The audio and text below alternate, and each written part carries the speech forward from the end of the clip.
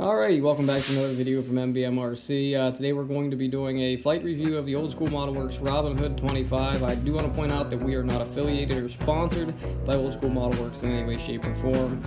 Just kind of wanted to do some videos with this guy's stuff. Also, before we get started, please do not be afraid to like and subscribe. Thanks a lot. Hope you enjoy the video.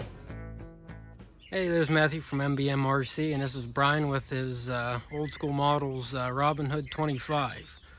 What do you got in there for a motor? It's just a Great Plains Rimfire 25. It's also got a 60 amp Spectrum Smart ESC in it.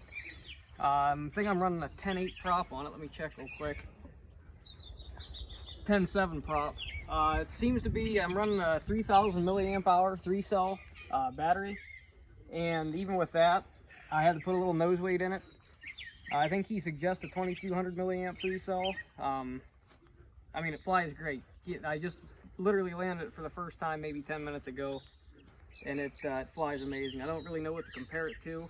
It's not a trainer, but it's not super hard to fly either. I did opt to put the ailerons on it. I used a flaperon mix on the Spectrum transmitter, and it works great for taking off and landing. Dad did a great job covering it, as you can see. I think that's a great color scheme, and both those colors are monocoat, correct? That's not ultra coat. You know, I've talked to the guy that owns this Old School Model Works a couple times throughout this thing. He's always been super helpful. I do want to point out that we're not affiliated or sponsored by him in any way, shape, or form. We just kind of wanted to do some review stuff on his line of planes, and we've got a bunch more stuff coming down the pipe. So I'm going to go ahead, I'm going to throw a battery in this thing, and we'll take it up, and we'll see what she flies like on camera. All right, you ready to get serious, Kenny? Yep. All right, I'm going to go ahead and demonstrate my flaperon mixing real quick. It actually brings the elevator up and brings the ailerons down. I like to use it for takeoff and landing, especially on this. This field can get kind of rough sometimes.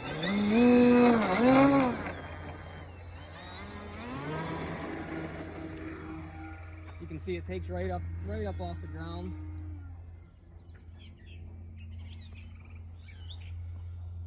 It's got a real good speed envelope. It can move at a crawl, and if you really get on it, it moves along pretty good. Looks great in the air.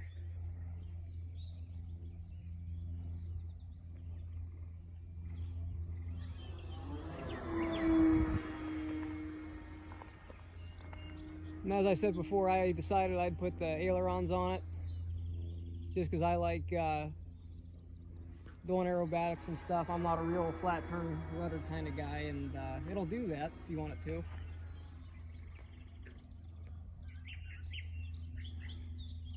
Like I said, it'll fly real slow. I think the dihedral in the wing gives it some stability, but it also will move along pretty quick. Seems like it's really smooth in the turns. Yeah, it is very smooth. Rolls good.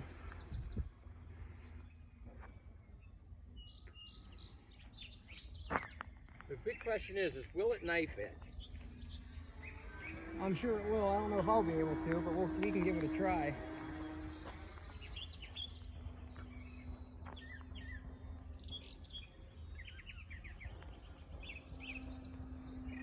There it is.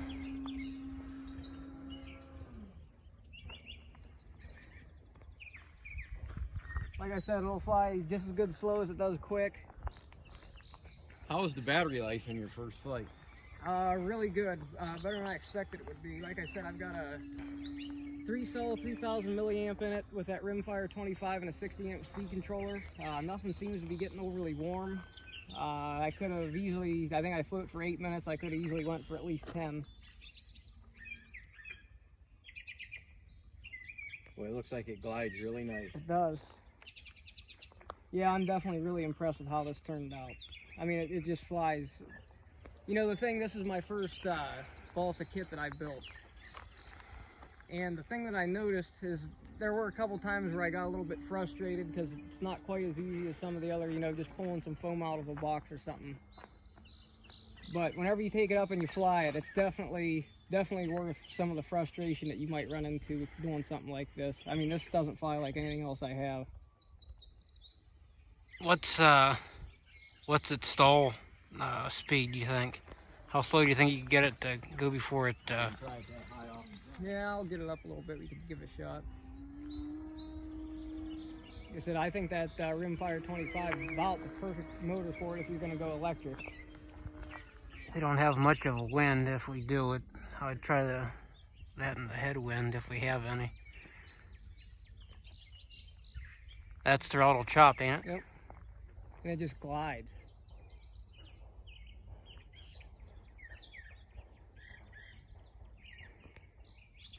Doesn't seem like it really stalls.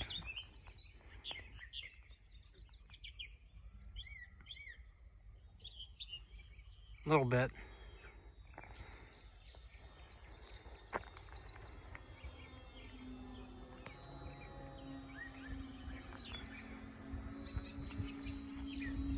It flies really nice. It does. Probably bring it in for a landing here real quick so you guys can see what it looks like on an approach. We've got a little bit of a breeze. I think the weather meter at my house, which is a little bit of a ways from here, was saying 6-mile-an-hour gusts. So it is, probably get up there, it's probably a little bit breezy, but seems to be handling it all right. Down here on the ground though, it's about dead calm.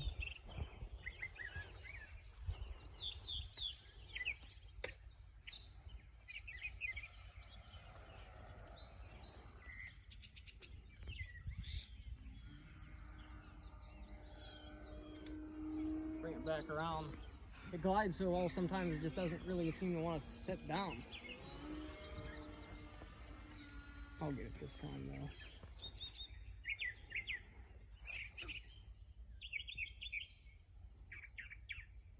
It just glides, which isn't a bad thing. I always say they're a good airplane when they don't want to land. There we go. Taxis well, doesn't really have a tendency to want to tip.